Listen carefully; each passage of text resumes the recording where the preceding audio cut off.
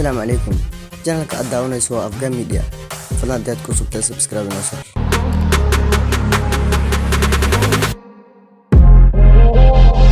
biyaha wasaqda ah kama joojiyaan dhirta inay korto, sidaa darteed ha ogolaan in ereyada xun ay ka joojiyaan horumarkaaga. Haddaad waydo hal adiga samee dhaqdhaqaaq, waxa dhahayana u daa Allah oo keliya. siday ku xasuusan karaan ibad dadka aad ka badbadatay oo nacay noloshaada, waa inaad ka tagtaa hal mar weligaadana aadan dib ugu soo noqon. dadka qaar maahan sidaan kor uga aragno ee way ka duwan yihiin. waxa ka xun ma lahan inaad u baahato qof bani aadam ah, kadibna markuu ogaado inaad socon karin la'aantiisa uu halkaas idaha kaaga tago.